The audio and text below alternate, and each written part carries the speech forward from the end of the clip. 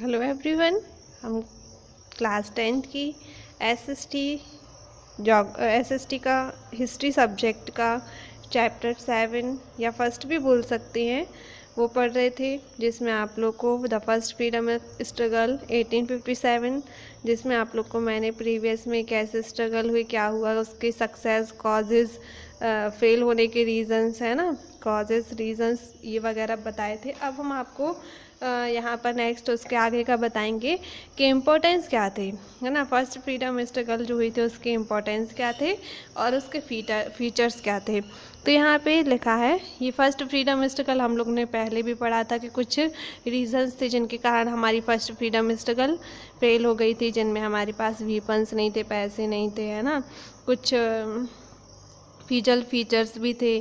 तो इस टाइप से क्या हो गई थी, फर्स्ट फ्रीडम स्ट्रगल फेल हो गई थी, सक्सेस नहीं हो पाई थी, है ना, जिसका इंडियन हिस्ट्री पर बहुत ज़्यादा इम्पैक्ट पड़ा, उसका प्रभाव पड़ा, है ना। इसमें नेक्स्ट फिर उसके बाद गवर्नर जनरल लॉर्ड कैनिंग आए, है ना। कौन आए?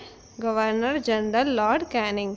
उनने क्या किया, जो ब्रिटिश गवर्नमेंट थी उसको उसके एडमिनिस्ट्रेशन को चेंज कर दिया। मतलब ब्रिटिश गवर्नमेंट को किस में चेंज कर दिया? ईस्ट इंडिया कंपनी में चेंज कर दिया। मतलब जो जितने भी रूल्स वगैरह होंगे वो कौन से फॉलो करने पड़ेंगे? अब ईस्ट इंडिया कंपनी, जो कि गवर्नमेंट सरकार किसकी चल रही थी? ब्रिटिशर्स की चल रही थी। तो उसमें कौन था? East India company. तो ब्रिटिश गवर्नमेंट ने जो अपना पूरा भी एडमिनिस्ट्रेशन है वो किसके हाथ में दे दिया था? ईस्ट इंडिया कंपनी को सौंप दिया था।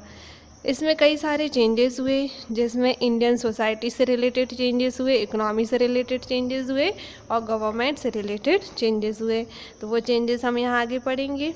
तो फर्स्ट दिया है, ये जो डिक्लेरेशन था ब्रिटिश पार्लियामेंट का वो कब पास हुआ? 1858 में। 1857 में स्ट्रगल फेल हो गई थी, उसके बाद 1858 में ब्रिटिश पार्लियामेंट ने एक रूल बनाया जिसके थ्रू ब्रिटिश गवर्नमेंट को किस में चेंज कर दिया था? East India company. अभी मैंने बताया था ये किस में चेंज कर दिया था? ब्रिटिश गवर्नमेंट ने ट्रांसफ़र कर दिया था। अब जितने भी रूल्स रेगुलेशंस थे वो किसको ट्रांसफ़र कर दिए थे? ईस्ट इंडिया कंपनी को। 1858 के बाद क्या हुआ? आर्मी जो थी, जो हमारी ब्रिटिश आर्मी या इंडियन आर्मी थी, तो जो ब्रिटिश आर्मी थी वो किसको सपोर्ट कर रहे थे? सबसे ज़्यादा ब्रिटिशर्स को ही सपोर्ट करेंगे। और इंडियन आर्मी को क्या करेंगे? वो कोई ना कोई पॉलिसी बनाएंगे, है ना, कोई ना कोई षड्यंत्र रचेंगे कि इनको कैसे लॉस किया जाए, है ना। तो उनने एक षड्यंत्र रचा या पॉलिसी बनाई। उस पॉलिसी का नाम था divide and rule. Divide and rule क्या पॉलिसी है? इसमें मतलब फूट डालो और राज करो, आपस में लड़ाई करवा दो, दो जन के आपस में लड़ाई करवा दो, दोनों एक दूसरे से लड़कर एक दूसरे को मार देंगे और जो प्रॉपर्टी या जो कुछ भी है वो किसका हो जाएगा? ब्रिटिशर्स का, है ना। तो ये पॉलिसी कौन सी है कहलाती है? Divide and rule. हिंदी में जिसको बोलते हैं फूट डालो और राज करो। तो इंडियन सोल्जर्स में भी इनने यही पॉलिसी को रिस्ट्रिक्ट कर दिया था।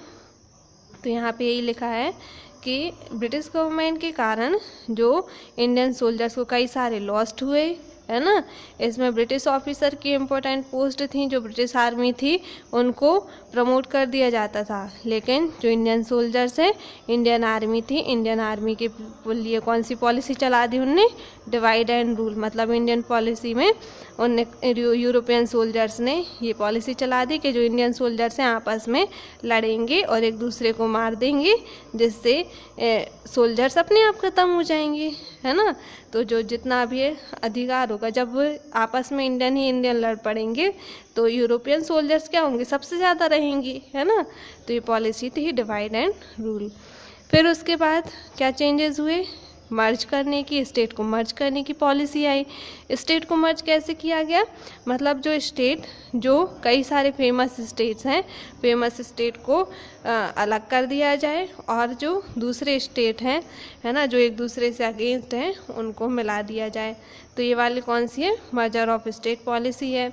गवर्नमेंट ने जो लैंड ऑनर्स थे, मतलब जिनकी ज़मींदार थे, है ना, वो लैंड लॉर्ड्स थे, नेटिव रूलर्स थे, उनको बोला कि आप क्या करो, हमसे आकर मिल जाओ, है ना।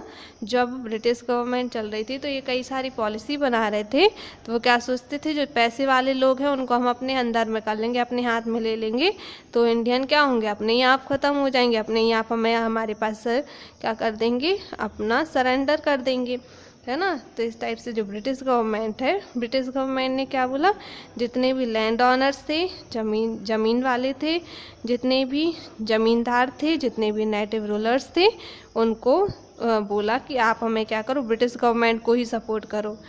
या तो उनको पैसे देकर सपोर्ट करने बोल दिया जाता था, मतलब यदि उन्हें पैसे खिला दिए लैंड ऑनर्स वगैरह को तो वो सपोर्ट करेंगे, और यदि जो पैसे बोल देते थे कि हम पैसे नहीं लेंगे हम अपने इंडिया के लिए, तो उन्हें मार दिया जाता था, या धमकी दे दी जाती थी कि हम आपको मार डालेंगे, आपकी फैमिली को कोई लॉस पहुंचाएंगे, लेकिन आपको क्या करना पड़ेगा, हमारा सपोर्ट करना पड़ेगा। तो इसलिए इस टाइप से ब्रिटिश गवर्नमेंट ने कई सारे पॉलिसीज़ चलाई। उसके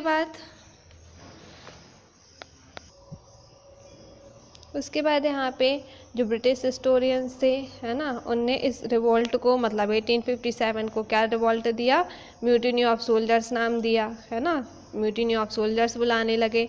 लेकिन जो फेमस रिवॉल्यूशनरी एंड थिंकर थे, जिनका नाम था विनायक दामोदर सावरकर, उनने जो 1857 इवेंट है इसको क्या बुलाया, फर्स्ट स्ट्रगल फ्रॉम फ्रीडम, है ना, मतलब आज़ादी के लिए पहली लड़ाई, एक नाम दिया इस लड़ाई को, और इसके नाम से एक बुक भी लिखी, है ना।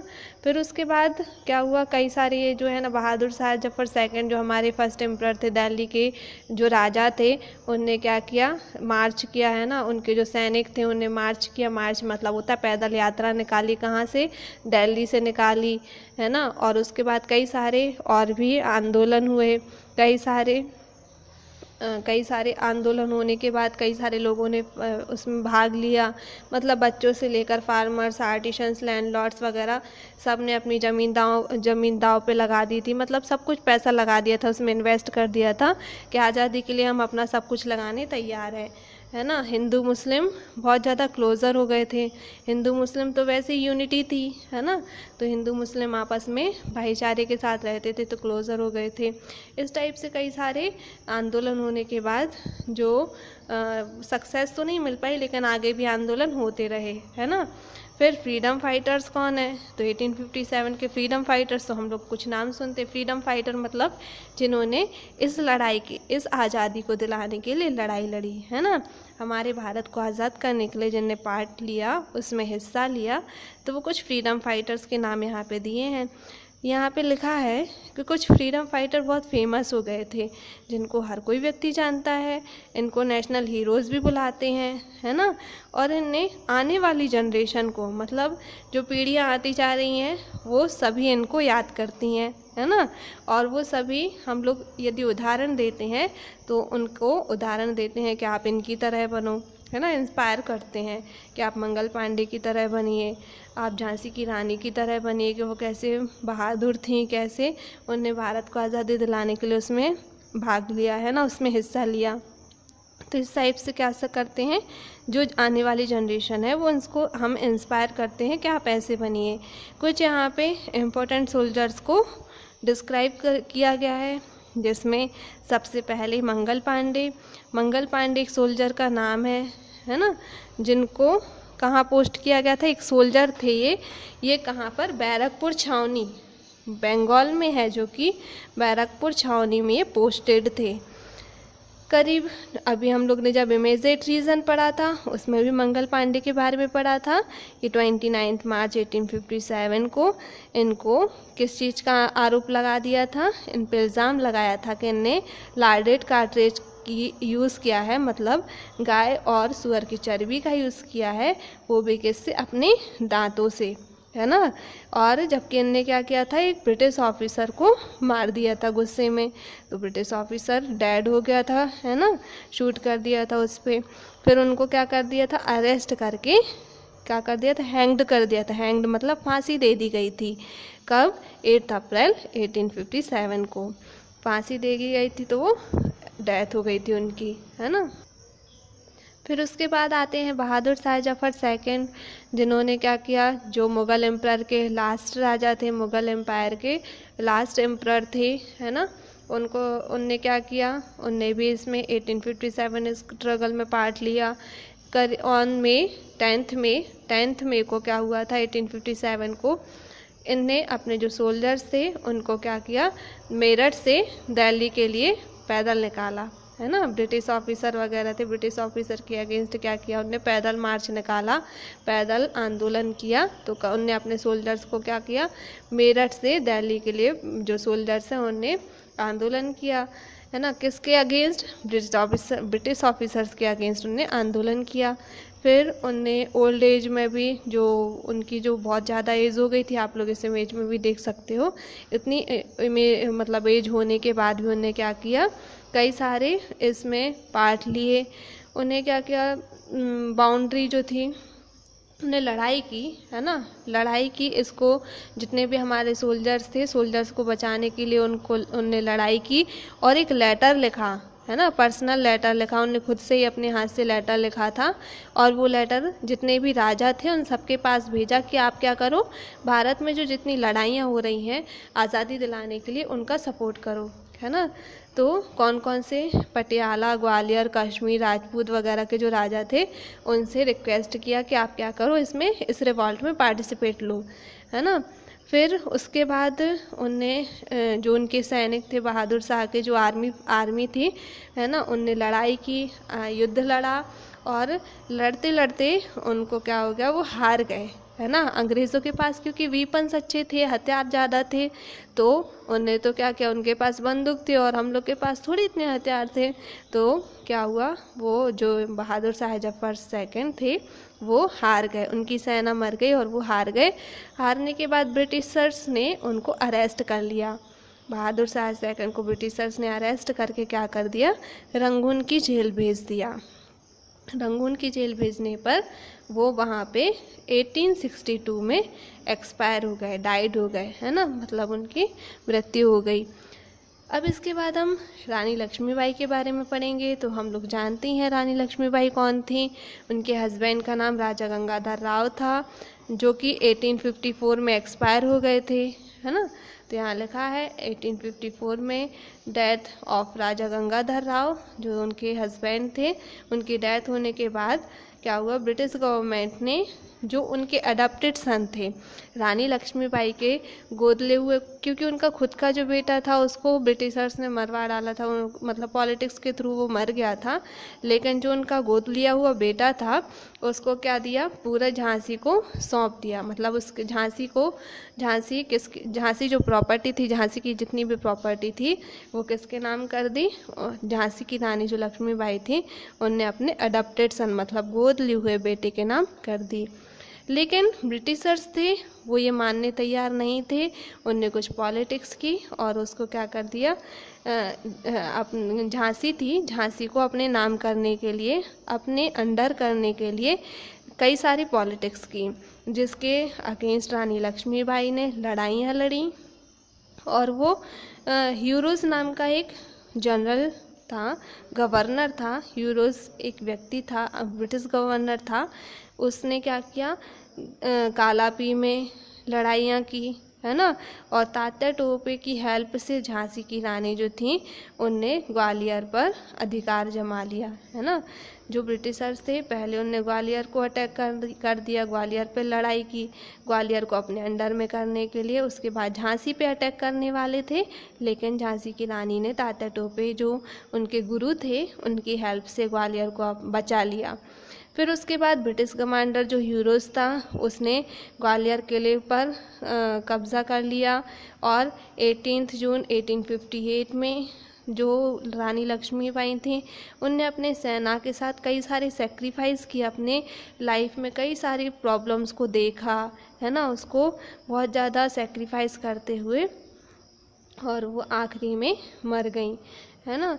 और इस पर जो झांसी की रानी है उनका हम लोग यदि इंस्पायर करते हैं, हम लोग स्टोरी वगैरह में भी उनका सुनते हैं और वो हमेशा इंस्पिरेशन बनी रहेंगी इंडिया में यदि हम लोग इंडियंस के दिलों में देखें तो झांसी की रानी का सबसे पहले नाम लिया जाता है। यदि हम किसी वुमेन को इंस्पिरेशन के लिए लेते हैं तो बोलते हैं कि देखो ये झांसी की रानी है, मतलब एक वीरांगना है जो कि किसी से नहीं डरी और हमेशा अपने आज़ादी भारत के लिए अपनी कुर्बानी दे दी। उसके बाद हम तात्या टोपे के बारे में पढ़ेंगे। ये भी एक फ्रीडम फाइटर थे। तात्या टोपे झांसी की रानी जो थी लक्ष्मीबाई, उनके गुरु भी बोले जाते हैं। तो तात्या टोपे क्या थे? वैलियंट सोल्जर थे, है ना, जिनने 1857 स्ट्रगल में पार्ट लिया। ये पेशवा की लॉयल फैमिली से बिलोंग करते थे और इनके पास मतलब हर एक तरीके से ताकत थी इनके। ये एक मिलिट्री एक्यूमेन के नाम से भी जाने जाते थे। इनके पास पेट्रियटिज्म था, करेज था, मतलब हर अंदर से दिमाग भी था, हर तरीके से वो पावरफुल थे, है ना। और इनकी जो रिस्पॉन्सिबिलिटी थी वो किस में थी? जो पेशवा फैमिली है या पेशवा फैमिली या नाना साहब जो थे पेशवा फैमिली से, उनकी मिलिट्री कंपेन के नाम से इनको जाना जाता था। मतलब वो यहाँ पे मिलिट्री के लीडर होते थे, मिलिट्री लीडर के रूप में वहाँ पे किसके? नाना साहब के यहाँ काम करते थे। ये सोल्जर थे तात्या टोपे, है ना, एक किसान सैनिक थे। फिर यहाँ लिखा है कि इनने क्या किया? झांसी की रानी लक्ष्मीबाई का हर जगह साथ दिया। उनकी डेथ के बाद लक्ष्मीबाई जो थी, झांसी की रानी लक्ष्मीबाई के डेथ के बाद तात्या टोपे ने क्या किया? कई सारे सेक्रीफाइस किए। उसके बाद उनने उनका बदला लेने के लिए ब्रिटिश आर्मी को चैलेंज किया। कहाँ पर? सेंट्रल आर्मी में, सेंट्रल इंडिया में, बुंदेलखंड में, हर जगह ब्रिटिश आर्मी को चैलेंज किया।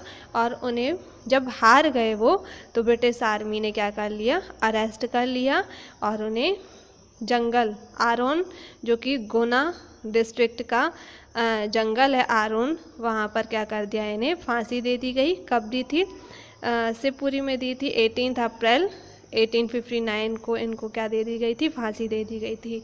इन्हें लड़ाइयाँ तो की झांसी की रानी के साथ मिलकर, लेकिन आखिरी में लड़ते लड़के ये ब्रिटिश आर्मी से हार गए। उसके बाद नाना साहेब जो कि पेशवा फैमिली से बिलोंग करते थे, एक प्रकार से झांसी की रानी के भाई भी बोले जाते थे, तो उनने भी फ्रीडम स्ट्रगल के लिए कई सारे पार्ट प्ले किए। इसमें वो अडॉप्टेड सन थे जो नाना साहब थे, ये भी गोद लिए हुए बेटे थे किसके? बाजीराव पेशवा सेकंड के, जो कि बिठूर में है। आप लोग ने झांसी की रानी में भी देखा होगा, बिठूर में नाना जो बाजीराव पेशवा सेकंड थे, उनने नाना साहब को गोद लिया था। उसके बाद बाजीराव पेशवा ने ब्रिटिश आर्मी के अगेंस्ट इन्होंने कानपुर में और पेशवा के अगेंस्ट इन लोगों ने क्या की? लड़ाइयाँ की। और तात्या टोपे और अजीमुल्ला जो कि इनके क्या थे? एक लॉयल आर्मी चीफ थे, है ना। मतलब इनके यहाँ जो फेमस आर्मी चीफ जो बोल सकते हैं वो कौन थे? अजीमुल्ला और तात्या टोपे, जिन्होंने क्या किया? इंडिया को आज़ादी दिलाने के लिए रानी लक्ष्मीबाई का भी बहुत सपोर्ट किया और 1857 स्ट्रगल में भी पार्ट लिया। उसके बाद बेगम हज़रत महल कौन थी? अवध के नवाब की विडो थी, मतलब विधवा जो थी। अवध के नवाब एक्सपायर हो गए थे तो उनकी जो विधवा थी, वाइफ थी, ये विधवा होने के बाद क्या हो गई थी? रानी बनने वाली थी बेगम हज़रत महल। बेगम हज़रत महल ने क्या किया? स्टार्ट किया रिवॉल्ट और इनकरेज किया, इंडिया में हर चीज़ों के लिए उनको प्रभावित किया। और उसके बाद क्या हुआ? इनके जो बेटे थे बिरजिस कादर, है ना, जो कि अवध के नवाब भी थे। बिरजिस कादर मतलब जो इनके बेटे थे, जब अवध के नवाब एक्सपायर हो गए थे तो इनने अपनी जो प्रॉपर्टी थी वो किसको सौंप दी थी? अपने सन को। उनने अपने बेटे को ऑर्डर दिया कि अपनी सेनाओं के साथ वो ब्रिटिश गवर्नमेंट पर क्या कर दे? ब्रिटिश जो गवर्नर्स हैं उन पे क्या कर दे? ब्रिटिश आर्मी पर अटैक कर दे। और लखनऊ में उनने ये युद्ध करवाया। उसके बाद जो उनका बेटा था वो हार गया और शाहजहाँपुर में ये हार होने के बाद वो इस हार से बहुत ज़्यादा सफ़र्ड हो गई, मतलब बहुत ज़्यादा दुखी हुई और वो कहाँ चली गई? नेपाल चली गई। और अदर पार्टिसिपेंट्स भी बोले जाएं तो इस फ्रीडम फाइटर्स जो थे, दूसरे फ्रीडम फाइटर्स कौन कौन से थे? कुंवर सिंह थे, है ना, अहमदुल्ला थे, रंगा बजूजी गुप्ता थे, सोनाली पंडित, भीमराव मुंदरगी और अन्नाजी गुलाम गौस, ये सारे जो फेमस फ्रीडम फाइटर्स थे इनके नाम आपको यहाँ पे दिए गए हैं। तो आप लोग कुछ जानते ही होंगे फ्रीडम फाइटर्स के बारे में, और कुछ यहाँ पे आप लोग ने पढ़ लिया कि उसमें क्या क्या है। इसका आपको क्वेश्चंस जो आते हैं इससे रिलेटेड, इसमें आप लोग को पूछा जाता है कौन कौन से प्लेसेस पर ये फ्रीडम फाइटिंग हुई, है ना। आप लोग को पूछा जाता है मेन फ्रीडम फाइटर्स कौन से हैं, तो आप लोग नाम लिख सकते हो। इमीडिएट कॉज कौन सा है, तो इमीडिएट कॉज में आप लोग ने बता दिया, मंगल पांडे को अरेस्ट कर लिया था क्योंकि उन्होंने क्या किया था, जो गाय और उसकी चर्बी का, गाय और सुअर की चर्बी मतलब लाडेड कार्ट्रिज का यूज़ किया था, है ना, और गुस्से में एक ब्रिटिश ऑफिसर को मार दिया था, इसलिए उनको फांसी दे दी गई थी। फिर उसके बाद आता है फर्स्ट फ्रीडम स्ट्रगल, क्यों बुलाया जाता है, क्योंकि ब्रिटिश आर्मी के बाद ये फर्स्ट फ्रीडम थी जो हमने इंडिया में लड़ी थी, और फ्रीडम के लिए इसमें सारे लोगों ने पार्ट लिया था। उसके बाद ब्रिटिश रूल से इंडियन रूलर्स क्यों एंग्री हुए थे, क्यों गुस्सा आया था, क्योंकि ब्रिटिश रूल बहुत ही ज़्यादा पॉलिटिक्स बेस्ड थे, है ना, जिसमें डिवाइड एंड रूल था, है ना, और स्टेट को डिसॉल्व करने की पॉलिसी थी जिसमें लॉर्ड डलहौजी ने बनाई थी। फिर मेन रीजंस कौन से हैं फेल होने के, तो हम लोग ने आपको समझाई है, और जो भी ये फ्रीडम फाइटर्स हैं उनके शॉर्ट नोट आएंगे तो इनमें क्या क्या कौन कौन थे, क्या किया इनने, ये सारा हमने कुछ बता रखा है, तो आप इसको एक्सप्लेन कर सकते हो। यही सब कुछ आपको पूछा जाता है एग्ज़ाम में, और ये चैप्टर बहुत ज़्यादा इम्पॉर्टेंट है जो कि 10th क्लास में इससे रिलेटेड क्वेश्चन कोई ना कोई आते ही हैं, तो ये सबसे अच्छे से लर्न करना है ये चैप्टर आपको।